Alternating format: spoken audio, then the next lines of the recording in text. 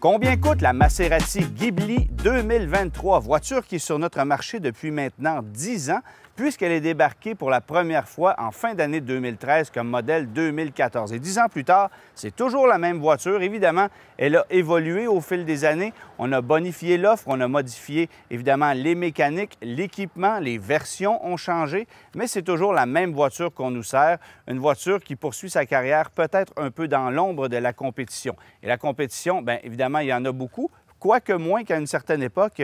Mais évidemment, pensez aux berlines intermédiaires chez Audi, donc toute la famille A6, A7, les versions S, RS de chez Audi, BMW, la série 5, la série 6, Mercedes-Benz classe E et CLS. Et je n'oublierai pas non plus la Cadillac CT5V et particulièrement la version Blackwing. Pourquoi? Parce que avec la Cadillac CT5V Blackwing, la Maserati Ghibli en version Trofeo qu'on a ici est la seule berline de ce segment à toujours offrir l'option d'une voiture non seulement propulsée, mais dotée d'un moteur V8 suralimenté. Dans ce cas-ci, c'est de la turbocompression. Alors, c'est une configuration mécanique de plus en plus rare de nos jours et ça permet à cette voiture-là de se distinguer de la compétition, évidemment. Alors, je vous le mentionnais, celle-ci, c'est une version Trofeo qui se situe au sommet de la gamme. Il faut dire qu'aujourd'hui, il n'y a que 2 versions de disponibles du côté de la Maserati Ghibli. Alors, une version Modena à 4 roues motrices, moteur 6 cylindres, et cette version Trofeo à moteur V8 turbo-compressé ou biturbo-compressé, moteur qui provient de chez Ferrari. En fait, c'est un moteur F154 qu'on avait d'abord introduit sous le capot de la Ferrari California et qui est toujours utilisé aujourd'hui chez Ferrari, mais qu'on a évidemment modifié puisque les puissances et les cylindrées ont changé un peu au fil des ans. Toujours est-il que cette voiture-ci, elle se démarque de la compétition et c'est une version Trofeo qui a été lancée en 2021, au moment même où Maserati lançait également une Quattroporte et un Levante Trofeo. On avait en fait décidé de lancer un trio de véhicules en version Trofeo pour rehausser l'image de la marque qui commençait à battre de l'aile un peu parce que les produits devenaient de plus en plus vieillissants, mais aussi parce qu'on voulait relever le niveau de performance des produits Maserati jusqu'à ce que débarque bien sûr la MC20 qui est arrivée sur le marché l'an dernier et qui sera probablement suivie dans les prochaines années par une nouvelle génération de la Gran Turismo qu'on attend avec impatience. Il faut aussi mentionner que cette année débarque un utilitaire plus compact, le Grecale, qui deviendra fort probablement le véhicule le plus vendu de la marque, un produit sur lequel Maserati fonde beaucoup d'espoir et qui va faire en sorte que la famille Maserati sera aujourd'hui très grande puisqu'on propose pour 2023 5 gammes de modèles, ce que n'a jamais proposé Maserati par le passé. Alors oui, très facile d'identifier une version Trofeo des autres déclinaisons de la Ghibli qui ont été offertes dans le passé et bien sûr de la Modena qui est toujours offerte cette année. Ça commence évidemment par ces sorties d'air qu'on va retrouver sur le capot, une partie avant qui est un petit peu plus agressive avec de la fibre de carbone, avec une calandre qui est noircie. Sur le côté, jante de 21 pouces. Évidemment, les volets latéraux sur les ailes sont identifiés par des garnitures rouges et vous allez retrouver le logo Trofeo au-dessus de ces petits volets. Ceinture de fenestration qui est noire. Bien sûr, il n'y a pas de cadre de fenestration sur une Ghibli. Ça aussi, ça fait partie du charme de cette voiture-là. C'est quand même une berline et on voit ça majoritairement sur des coupés, mais avec cette voiture-ci, pas de cadre de fenestration et je trouve que c'est un élément qui est très agréable et ça n'affecte pas, heureusement, le niveau d'insonorisation qu'on va retrouver à bord de la voiture, du moins si on se fie à ce qu'on peut retrouver ailleurs sur le marché. Alors ça, c'est un point intéressant. Mais bien sûr, la Trofeo, c'est une version de performance. Comparez-la à ce qu'on va retrouver, par exemple, chez BMW par rapport à une M5, à une RS7 du côté de chez Audi. On est dans ces eaux-là parce que le niveau de performance qu'on propose ici est quand même assez relevé. Vous le verrez dans quelques instants sur la route. C'est très particulier de prendre le volant de la Ghibli lorsqu'on connaît ses origines, parce qu'en effet, on va partager ici le châssis, la structure de la Chrysler 300, de la Dodge Charger, qui elle-même reprenait la structure d'une Mercedes de classe E de la fin des années 90. Alors, on part de loin avec le châssis de cette voiture-là, et honnêtement, si du côté de Chrysler, on ne s'en ressent que peu, il n'y a pas beaucoup de désavantages au niveau structurel, ici, on le sent drôlement plus. Il faut dire qu'avec la version Trofeo que je conduis présentement, On est chaussé de roues de 21 pouces, de pneus de 21 pouces. La suspension est relativement ferme et le châssis subit un stress constant. Et là, je suis en mode confort. Si vous mettez ça en mode sport ou en mode Corsa, qui est le mode le plus agressif, avec la suspension qui est beaucoup plus ferme, là, vous allez ressentir des coups constants au niveau de la suspension, au niveau du châssis. Ça crée des bruits de caisse et ça donne absolument pas l'impression d'une voiture de grande qualité. Et ça, c'est la plus grosse déception que j'aurais au niveau de la Maserati Ghibli. Parce qu'en dépit du fait qu'on ait des craquements, des bruits de caisse, une suspension qui est peut-être mal adaptée aux routes du Québec particulièrement, bien, c'est quand même une voiture qui est très agréable à conduire et qui a surtout une mécanique très impressionnante. Il faut dire qu'ici, on exploite un V8 Ferrari et c'est d'une souplesse incroyable. La sonorité est très posée, honnêtement, même lorsqu'on place la voiture en mode Corsa et que l'échappement est moins restrictif. On ne l'entend que peu, le système d'échappement. Ce n'est pas trop agressif. Et pour ceux qui recherchent une sonorité plus agressive, bien, vous allez rester sur votre appétit, tout simplement. Il n'en demeure pas moins que côté mécanique, c'est très impressionnant. La boîte ZF fait un bon boulot. Il y a des paliers de changement de vitesse au volant, évidemment, mais c'est surtout le moteur ici qui impressionne. Un V8 turbo compressé de 3,8 litres qu'on emprunte à Ferrari. C'est le moteur F154 qu'on exploitait, comme je le disais un peu plus tôt, d'abord sous le capot de la Ferrari California. Elle s'est retrouvée ensuite chez plusieurs autres voitures Ferrari. Et on la retrouve aujourd'hui, cette mécanique-là, sous le capot notamment de la Roma, mais dans une cylindrée un peu plus élevée avec une puissance supérieure. Cette mécanique-là, c'est la pièce de résistance de la Maserati Ghibli parce que dès qu'on effleure l'accélérateur, on sent qu'il y a un couple instantané, on sent qu'il y a une puissance incroyable et ça répond très rapidement. Il n'y a pas de délai à l'accélération. C'est une mécanique qui est parfaitement adaptée à la voiture et on n'a pas l'impression d'avoir une mécanique qui est lourde non plus parce que c'est un moteur qui est à la fine pointe de la technologie et qui propose une puissance incroyable. Alors, je le disais un peu plus tôt, V8 de 3,8 litres biturbo compressé, ça fait 572 chevaux, 538 livres-pieds de couple. On parle d'un 0-100 km/h annoncé par Maserati en 4,3 secondes. Et je vous dirais que le problème est surtout au départ initial parce que même s'il y a un départ canon, il y a un mode départ canon sur cette voiture-là, puisque c'est une voiture à 2 roues motrices, bien, la traction initiale n'est pas nécessairement évidente et c'est là qu'on perd quelques précieuses secondes pour le 0-100 km/h. J'ai surtout l'impression que c'est une voiture qui impressionne davantage pour le 0-200 km/h parce qu'une fois lancée, c'est une bête de performance et elle accélère sans cesse et c'est un moteur qui aime beaucoup les régimes moteurs élevés. Vitesse de pointe annoncée à 326 km/h. Vous aurez compris que je ne fais pas ça sur les routes publiques, mais je serais curieux de voir à ces vitesses-là comment la voiture réagit parce que la direction n'est pas particulièrement précise. On corrige, on doit travailler avec la voiture pour bien la manœuvrer. J'avoue que je ne déteste pas ça parce que c'est pas une voiture nécessairement aussi facile à conduire qu'une allemande. Ça a quand même une personnalité, cette voiture-là. Il faut composer avec la route, avec les petits défauts de conception de la voiture pour bien la garder dans sa trajectoire lorsqu'on la pousse à l'extrême. Mais ça fait partie du jeu et c'est un élément que j'aime beaucoup. Mais je reviens sur le fait que on sent une faiblesse au niveau du châssis et ça, c'est ma plus grande déception. J'ajouterais par contre que le freinage est extrêmement puissant. Ça aussi, on l'a modifié sur la version Trofeo par rapport évidemment à la version Modena pour avoir des freins qui sont conséquents avec la puissance mécanique et ça se sent. Il y a beaucoup d'endurance au niveau du freinage et évidemment, bien, parce qu'on a des pneumatiques très performants, bien, ça permet de s'immobiliser également très rapidement.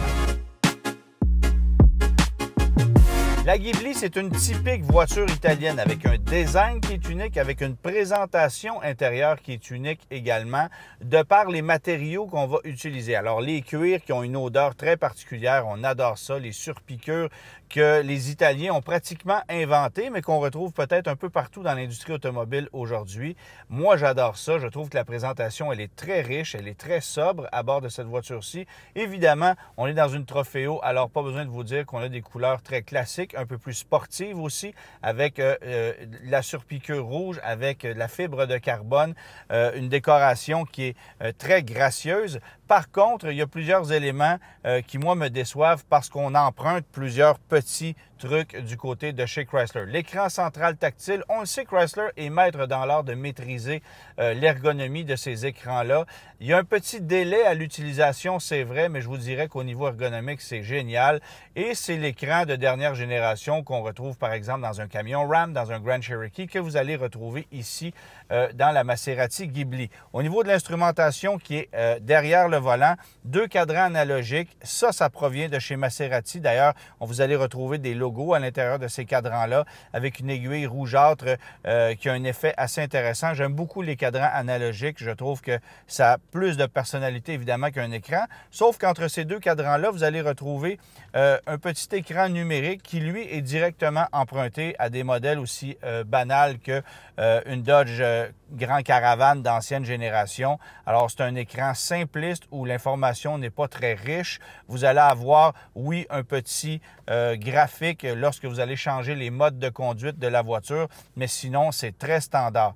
Et j'ajouterais que les boutons qu'on retrouve sur le volant, le levier qui sert au clignotant, aux essuie-glaces, les commandes pour les glaces électriques, les commandes pour la climatisation, le chauffage, ça provient de chez Chrysler.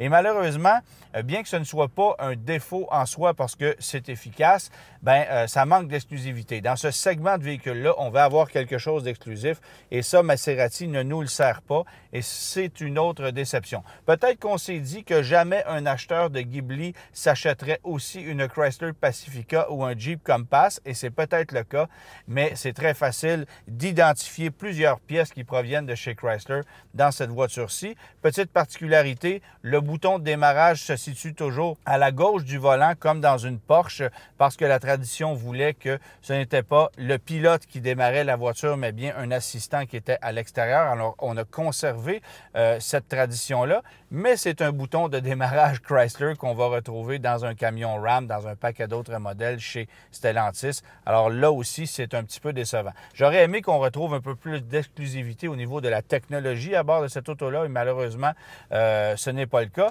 Mais il faut dire que la conception de la Ghibli remonte à près de 10 ans, à 10 ans en fait. Alors ça explique peut-être un peu la chose. Et je vous dirais qu'en terminant, on a ajouté un chargeur par induction qui est situé au bas de la planche de bord. Mais si vous glissez votre téléphone à l'intérieur du réceptacle, vous allez avoir beaucoup de misère à aller le chercher parce que l'espace est très, très mince et il est très profond. Alors ça, sur le plan ergonomique, c'est peut-être une petite déception. Aux places arrière, c'est assez restreint. Il n'y a pas énormément de dégagement. Le tunnel de passage de transmission est très massif. Alors, c'est une voiture 4 places et côté espace, c'est pas ce que de plus impressionnant. Vous allez être mieux servi par une série 5, par une Mercedes de classe E, ça c'est vrai. Mais on n'achète pas une Maserati Ghibli de façon rationnelle. On l'achète parce que c'est une voiture plus exclusive et surtout, dans le cas de cette voiture-ci, parce qu'on retrouve sous le capot un moteur qui est franchement impressionnant. Échelle de prix maintenant pour la Maserati Ghibli, ça fait mal, croyez-moi, 113 200 $ pour une version Modena à 4 roues motrices, moteur 6 cylindres, le modèle qui évidemment se vend le plus, quoiqu'en 2021, au Québec, seulement 21 Ghibli trouveraient preneur et là-dedans, on comptait une poignée de versions Trofeo. Alors, c'est un véhicule de plus en plus exclusif. Si vous allez sur le marché d'occasion, d'ailleurs, vous allez remarquer que les modèles les plus communs sont des modèles qui sont âgés de 7, 8, voire 10 ans, parce qu'au fil des années, le modèle s'est de moins en moins vendu chez nous, avec raison. Si vous optez maintenant pour une version Trofeo, alors là, attention, 143 200 $, transport, préparation inclus, excluant bien sûr les options. Il y en a quelques-unes qu'on a ajoutées sur cette voiture-ci, mais aussi drôle que ça puisse paraître, le catalogue des options chez Maserati n'est pas aussi garni que ce qu'on va retrouver du côté de la compétition européenne, même du côté de chez Cadillac. On peut choisir évidemment un nombre incroyable de teintes de cuir également. Ça a toujours été la force des Italiens de proposer des mariages de cuir, de surpiqûres, de garnitures intérieures et de teintes extérieures plus généreux que ce qu'on retrouve chez la compétition. Alors ça, c'est toujours le cas, mais en ce qui concerne les groupes d'options, c'est relativement simpliste. À preuve, ce qu'on a ici comme option sur la voiture qui est ici, Bon, une option de couleur à 1 520 $. Les palettes de changement de vitesse que vous allez retrouver derrière le volant qui sont en fibre de carbone, 1 390 $. Ce qu'on appelle le pack grand froid qui comprend notamment les buses de lave-glace chauffantes et les sièges arrière chauffants, 890 $. 3 150 $ pour un système audio Bowers & Wilkins qu'on ajoute dans cette version-ci et qui est un must, si vous voulez mon avis, parce que aussi drôle que ça puisse paraître, la sonorité du système de série n'est pas si impressionnante. Alors, une option qu'il faut considérer. Et je le mentionnais un peu plus tôt, les frais de transport préparation qu'on vient ajouter à 2 200 $ pour un grand total, dans le cas qui nous concerne, à 150 150 $. Mais attention, on le sait, au Québec, depuis le 1er septembre 2022, il y a une taxe de luxe qui vient s'ajouter sur tous les véhicules dont le PDSF dépasse le seuil des 100 000 $. Et dans ce cas-ci, on le dépasse largement et on effectue le calcul de cette façon. C'est soit 10 % du montant total de la voiture, donc 150 150 $ taxable à 10 % ou 20 % du montant dépassant le seuil des 100 000 $. Et dans ce cas-ci, c'est avantageux d'opter pour cette option-là puisque les taxes de 20 % ne représentent que 10 030 $. C'est ce qu'on va ajouter comme taxe de luxe sur la voiture qui est ici pour un prix total de 160 180 $. Et à cela, vous ajoutez les taxes de vente régulières qui sont de 14,975 % et ça fait un grand total de 184 207 $, taxes incluses. Alors ça, c'est le prix que coûtera cette voiture-là si vous décidez de la payer comptant.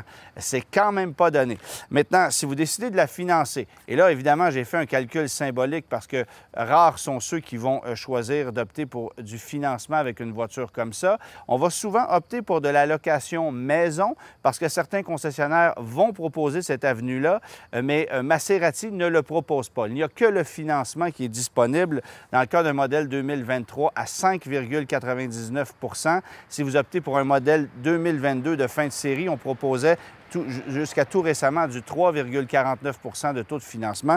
Enfin bref, dans le cas de cette voiture-ci, 2023, 5,99 % de taux, 72 mois, vous allez payer, tenez-vous bien, taxes incluses, 3 052 $ par mois sur 6 ans.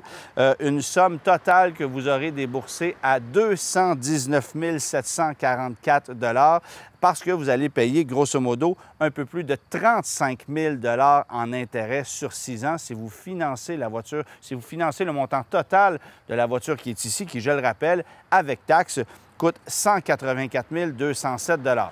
Bon, évidemment, ce sont des montants qui n'ont pratiquement aucun sens pour une voiture de ce segment-là, pour cette voiture-ci, d'autant plus que la dépréciation pour une Ghibli, elle est très élevée. Est-ce que ça sera le cas également pour une version Trofeo? Peut-être que ça sera un peu moins en pourcentage que pour des versions régulières, mais il n'en demeure pas moins que sur le plan financier, une Maserati Ghibli, ce n'est pas nécessairement une bonne affaire. Néanmoins, j'ai eu beaucoup de plaisir à la conduire.